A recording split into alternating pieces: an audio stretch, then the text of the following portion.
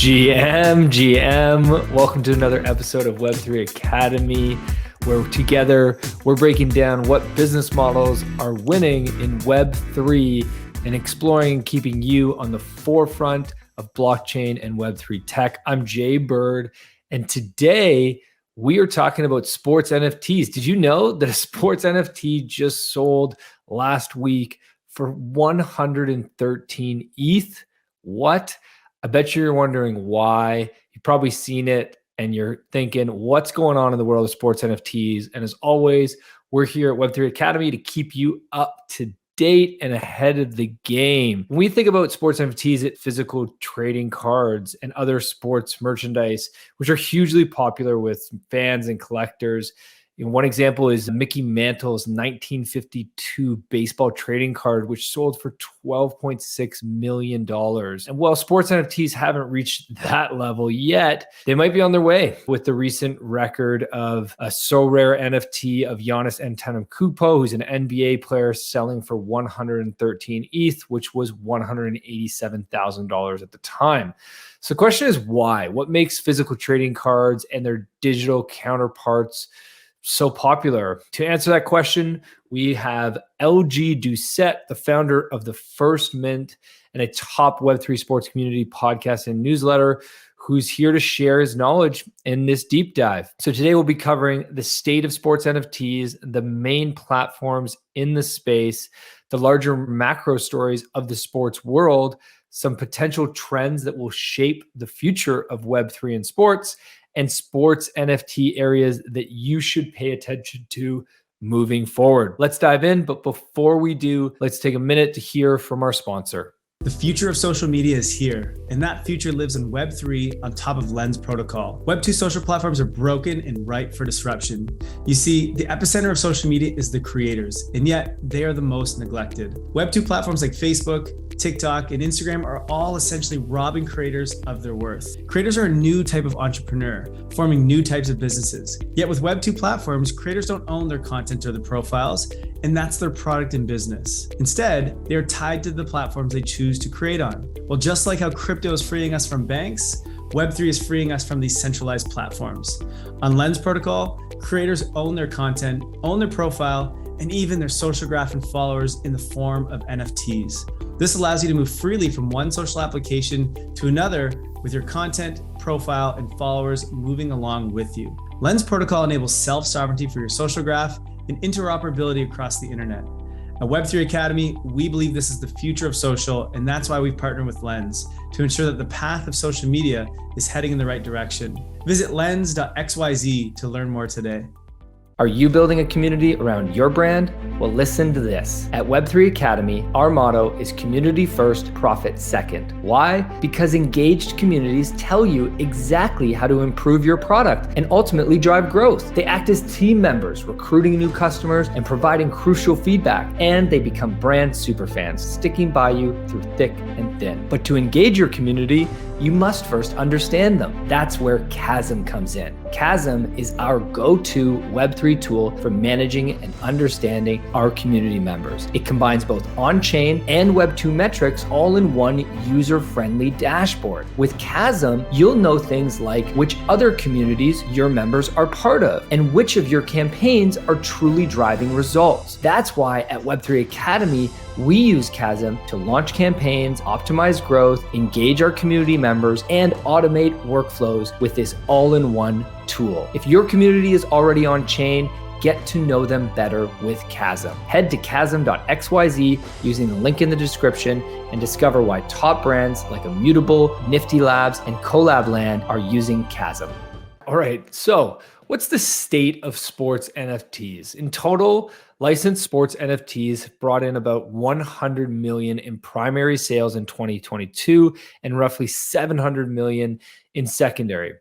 Those are not small numbers, and yet they are actually smaller than the previous year when we saw 150 million in primary and 1.06 billion, just over 1 billion in secondary sales in 2021. Whoa. Now, most of that was led by Dapper Labs and the NBA Top Shots, which went crazy in 2021.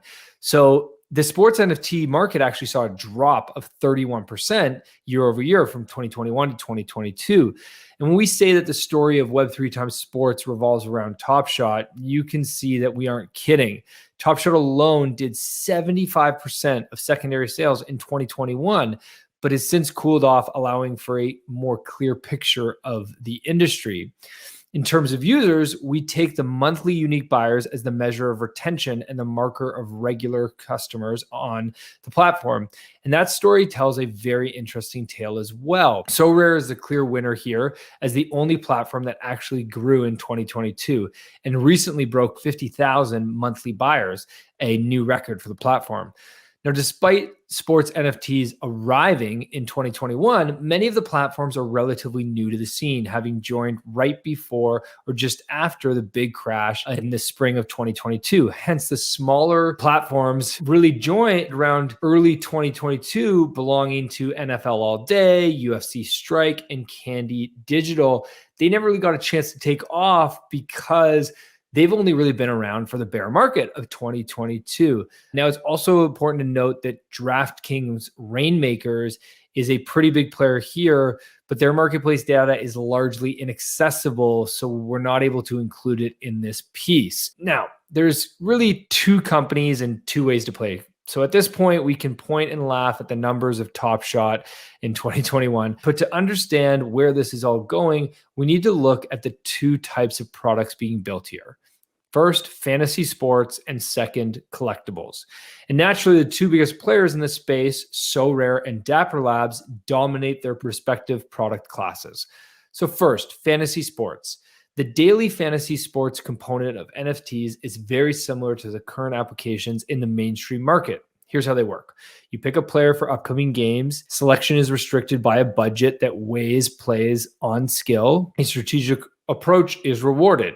So in the case of SoRare and DraftKings Rainmakers, they function fairly similarly. However, the Web3 part, that is that users own the game pieces and can trade them freely. Hence, users can profit from predictive performances. Users can exit the product by selling their cards, and the platforms can manage supply and revenue based on demand. It's exactly what fantasy was meant to become. And as a result, it has drawn a healthy audience of people that like to bet on sports. Let's talk about the second function is collectibles. Collectible NFTs also mirror their current mainstream application of physical collectibles. Packs are sold to collectors. Packs have varying supplies of rare cards and top players, which is basically a lottery system, and cards trade on the secondary market. However, the possibilities of Web3 collectibles outweigh those of physical ones with digital collectibles. The secondary market is far, far faster and better than that. It's online and it's on chain, so it's much more liquid. The product quality is consistent, whereas sports cards tend to need to be graded or certified. And the platform can alter metadata to correct misprints, make upgrades, etc. And of course, the biggest advantage of all collectibles can be videos, which is Dapper Labs' bread and butter with their trademark NFT moments. This class also includes Candy Digital and Panini, and a variety of other small players who have purchased collectible licenses from the big sports leagues. However, despite its clear potential, this market has struggled as of late, as it has been the victim of the same pitfalls as in the 1990s when baseball cards had an issue, and that was because of oversupply. Top Shot famously oversupplied their market back in the spring of 2021. And to make matters worse, they continued this practice through 2022 and have seen their monthly buyers drop from 64,000 in Jan of 2022 down to just over 11,000 in January of 2023. Their counterparts have fared no better. NFL All Day halted their supply release just 6 weeks into this past season, and Candy Digital did the same last spring. The issue of oversupply isn't complex. It's driven by one main factor: lack of new users. Mainstream interest has dropped off for sports collectible NFTs, and the Web3 degen crowd has moved on due to lack of profit potential. As a result, we're left with a fractured community, and the platforms are shrinking. However, these are tech companies with tons of funding and runway. They will figure it out. The product may just look very different by the time they do. Let's talk about the big stories in sports. Now that we've got a snapshot, it's only fair to look at the bigger picture and understand where/how Web3 fits in. Although sports is a place where there are constant new narratives, there are a couple of big macro stories we want to highlight. First, sports betting is taking over America. Second, sports keeping cable/broadcast TV alive. And third, Saudi Arabia's massive play in the space. So let's talk first about sports betting taking over America. There's been an ad that we've all seen lately where Jamie Foxx is promoting MGM bets. Next Sunday, or actually when you hear this recording, then we'll all have just sat down to watch the Super Bowl. And we will likely be greeted by sports gambling commercials the way we used to be inundated by crypto ones. This is the culmination of the industry's decade-long takeover of North America. There's a longer story here, and to understand that, you can go check out a great article about how sports betting industry quietly consumed America. Here's the TLDR for you. We'll link to the article in the show notes, but here's the TLDR. In 2008, sports gambling was banned, but allowed games of skills such as fantasy sports. Overnight, FanDuel and DraftKings were born. Their enormous profits caught the attention of sports leagues. The leagues lobbied to legalize sports betting and succeeded in 2018. Now the leagues make huge bank. And in 2021, the NFL made $12 billion in betting revenue. Crazy. And in that story, we cannot underscore enough the role fantasy sports really played, as apps like FanDuel propelled their popularity. Fantasy sports grew from 500,000 players in 1988 to over 55 million in 2015. The average time spent consuming sports in 2015 was 18 hours per week, 50% of which was on fantasy sports.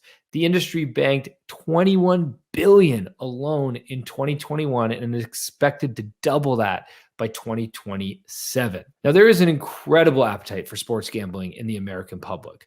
Now, you might be asking, do collectibles factor into fantasy sports? They do not. This is the Sorare turf. Dapper Labs and Crew, on the other hand, are part of an even bigger industry, which is sports memorabilia, which currently sits at around $26 billion per year and is expected to grow to $227 billion per year, I think, in the next 5 years.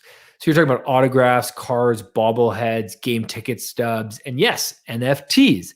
Nostalgia is a far greater emotional turret than wagering. And these figures alone are a good reason to stay bullish long-term on the dappers of the world. Next, let's talk about the trend of sports keeping cable TV alive. The next major macro trend may be a hard pill to swallow. Sports is the last form of truly unscripted live entertainment, and each league organically renews the main characters and narratives year after year. If you need a sense of just how much sports is keeping traditional TV alive, 82 out of the 100 top US broadcasts of 2022 were NFL games. 82! TV matters to the leagues. The NBA is set to rake in $2.6 billion this year on their TV deal, which accounts for roughly 26% of their revenue. Tickets, merch, jersey ads, none of those come close to broadcasting rights money, and the cost for those rights will only increase. And now, two of the biggest companies in the world want a piece of the action. Amazon has started broadcasting Thursday Night Football by the NFL, and Apple has a deal with MLS and MLB to broadcast soccer and baseball. With the rise of AI and its potential to do writers' jobs, the value of live sports as the last part of providing human unscripted TV might make it even more valuable still. Finally, let's talk about the trend of Saudi Arabia's massive play. What's going on there? So alongside with everything else, Saudi Arabia has its sights set on sports domination. As part of their Vision 2030, the kingdom has already invested billions. Last year, they funded LIV Golf and paid hundreds of millions to top golfers to join.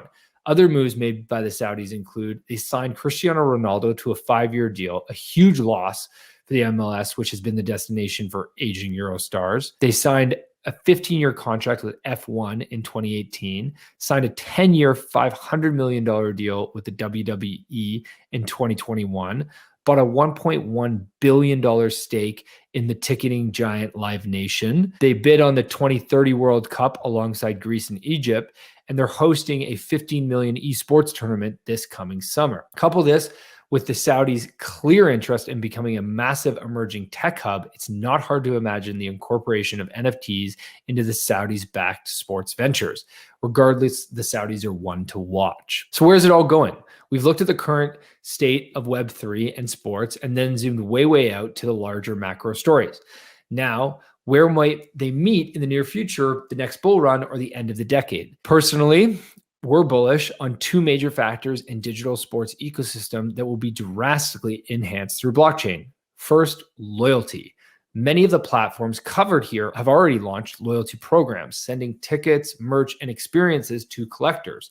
However, that's just the tip of the iceberg when compared to the Starbucks model and barely touches on any of the other market of fandom outside of NFT collections. Now, obviously, this will change. Let's talk about ticketing. Currently, Dapper Labs has a partnership with Ticketmaster to tokenize NFL game tickets on Flow, although the program is very much still in beta. So ticket stubs are ripe for change. They've barely evolved in 100 years. Tickets are so exciting and could lead to incredible retention and loyalty in sports. Here's LG Doucet's ideal world. He'd like to see a world where your fandom is tracked across all chains, items, and events. He wants an all-encompassing app that combines every game you've ever been to, every piece of merch you've ever bought, every NFT/highlight that you own, every game you've watched on TV, and other similar marks of fandom. In the real world, you still can't prove that you're the biggest fan of a team, club, or player, but tokenization can deliver that. So here's what to look for in sports and Web3 right now. We would never leave you without some action items here. That's the Web3 Academy way.